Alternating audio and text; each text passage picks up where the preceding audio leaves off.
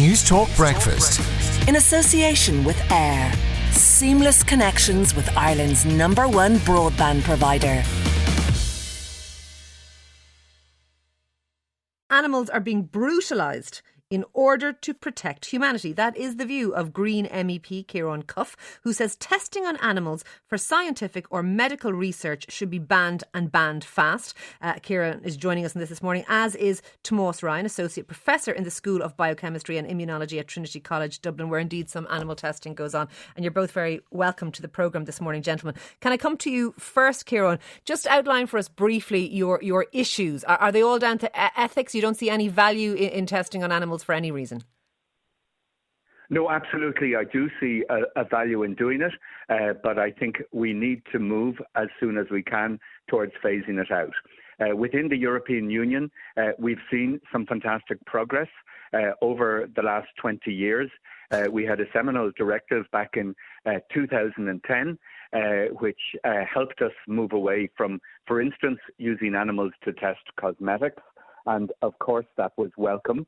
I do, of course, understand that animals currently have a place in the rollout of new medicines and procedures, but there are new ways in which we can do this testing.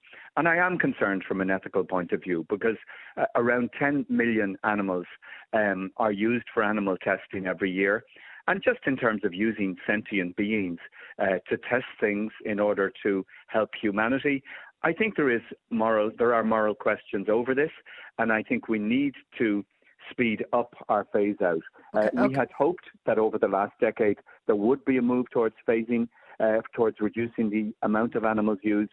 We haven't seen that happen, right. And particularly with new technologies, I think we should be moving faster. Let's let Tomás in here. Tomás, we phased it out for cosmetics. Now it's the time to do the same for medical research.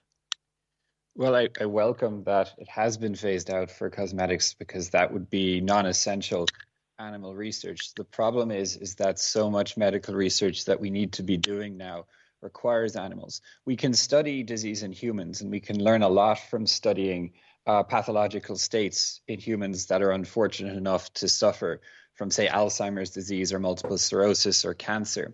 The problem is that you can't do experiments with humans. When you can't do experiments, you can't learn about cause and effect, and you can't come up with new treatments.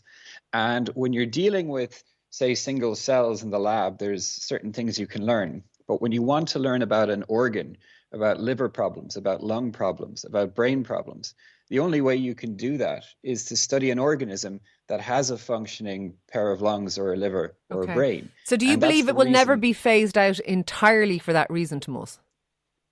I could see a future a long way off where technology evolves to a situation that we don't really need to rely on animal research. But that's in the very distant future. Is that because we can grow a pair of lungs? Partly, but I don't think we're anywhere near that. It would also be because the tools that we have for studying humans would be much better. But today, we will not be able to make progress in Alzheimer's disease and brain disease and heart disease without studying animals. We certainly would not have arrived where we are at COVID-19 vaccines without a lot of animal research. And it's also really important to remember that the scientific community is incentivized not to use animals except when we have to. Part of the reason for that is that animals are really expensive, and we spend a great deal of our time fundraising to do our research so that we can pay our staff and get on with the day-to-day of doing experiments. And whenever we can go without animals, whenever we can use other systems, we prefer to because it's quicker. Let me put that to Ciarán. Ciarán, there are certain things we can't do with single cell organisms, etc. And we wouldn't even have a COVID vaccine if it wasn't for animal testing. Surely that is slam dunk there as an argument for continuing the use of them, unfortunately. Well, the great thing is that non-animal models are progressing significantly in recent years, and the European Union has been to the forefront in developing these. We have three-dimensional computer models for studying lung diseases. We have hundreds of alternatives for looking at issues like breast cancer. So this knowledge base is increasing over time, and I think we should move towards phasing out the use of animals where we can as soon as possible. Okay. I absolutely take the point that in some cases there are no alternatives, but as we move towards a debate in the European Parliament in September, the Green Group will be trying to pursue alternatives and suggesting that they be on the table where they can. The way to pursue alternatives is to increase funding in basic scientific research, and that's where alternatives will eventually come from through unanticipated discoveries, but we're only about 10% of the way there. 10% of the way there, Kieran. This isn't going to happen anytime soon. Look, the Greens have been to the fore in trying to increase research budgets through the Horizon Plus and through other programmes. I fully accept that there are areas where we continue and have to continue to use animals, but we have had a lost decade where there had been a hope that we would be reducing the amount of animals used. We're still using 10 million animals per year. 90% of these tests fail. And I think particularly with new technologies, new computer technologies, we need a little bit more momentum to try and phase out the use of animals where we can. Tomás, computer technology, is that a good replacement?